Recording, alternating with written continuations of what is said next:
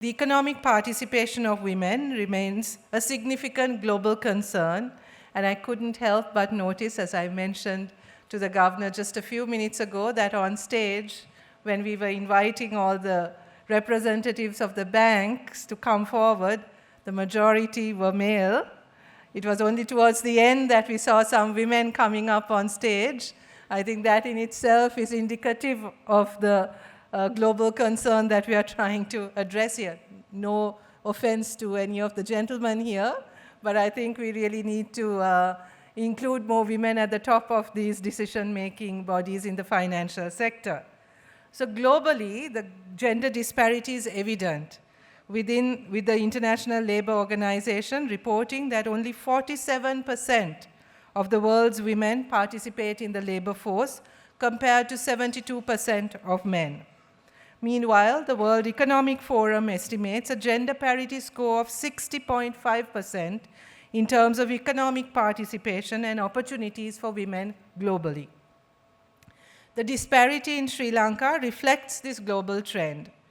Despite women constituting more than half of the population, their involvement in the formal economy is disproportionately low. Only 32% of women of working age being economically active compared to 71% of men.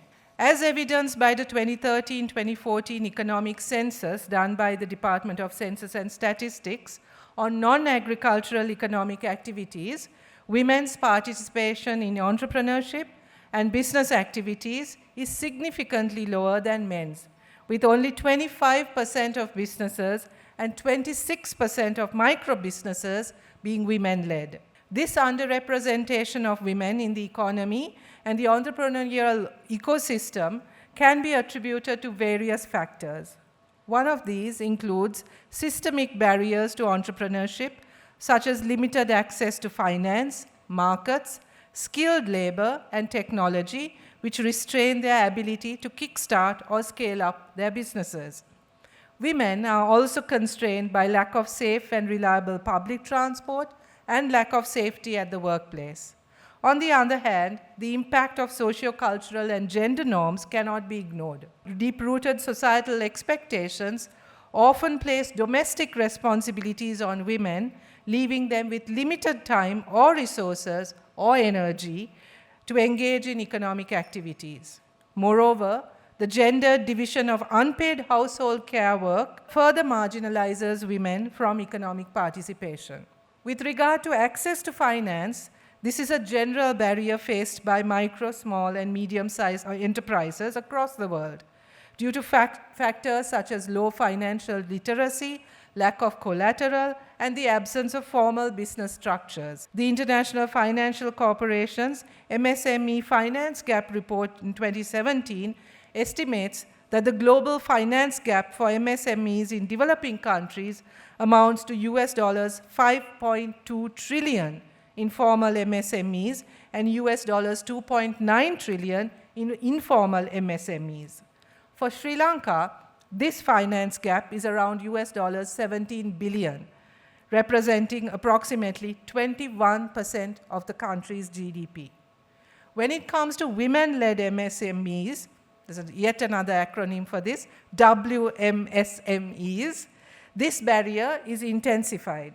WMSMEs are disproportionately affected by this financing gap, which not only hampers the growth potential of women-led businesses, but also slows overall socio-economic development. Closing the financing gap for women entrepreneurs is not only crucial for promoting gender equality, but also for fostering economic growth. Globally, it is estimated that closing this gap could create an additional US dollars 5 to 6 trillion in economic value. The Women Entrepreneurs Finance Code has been introduced as a means to support WMSMEs to bridge this gap.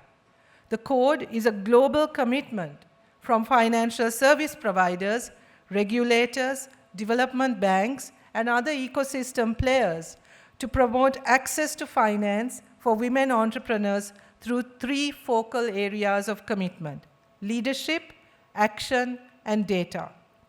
It is anticipated that economic empowerment of WSMEs will help women to expand, create jobs, and contribute to economic development. Overall, the Women Entrepreneurs Finance Code focuses on the use of a multi-stakeholder, data-driven approach to identify the specific needs of WMSMEs and tailor financial and non-financial support accordingly. Sri Lanka is one of the first 24 developing countries where the Women Entrepreneurs Finance Code is being piloted, and I'm particularly pleased about that.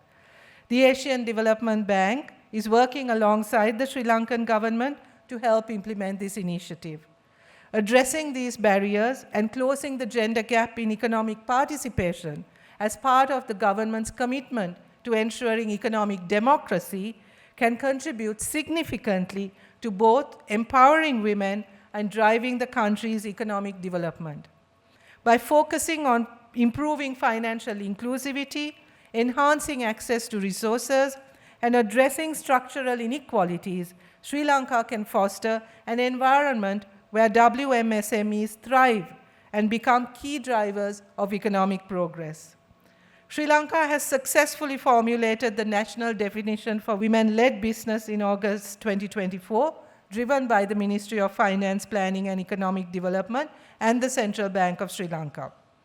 It is anticipated that this definition will be the first step towards ensuring consistency in data collection and reporting, towards improved data-driven policymaking to enhance access to finance for WMSMEs. The government of Sri Lanka is also working to establish a national coalition towards successfully launching the WeFinance Code and facilitating a sustainable ecosystem comprising stakeholders in the public, private, and financial sectors for the empowerment of WMSMEs in Sri Lanka. Also, I take this opportunity to express my sincere gratitude and appreciation to the ADB for the support which is being extended for developing the SME sector in Sri Lanka, not only through financial support, but also non-financial support for policy making, and being such a prompt responder to the government's requests in emergency situations such as COVID-19 and also during the economic crisis. I also take this opportunity to note your contribution and your support for our education sector, and I look forward to working with you on that as well.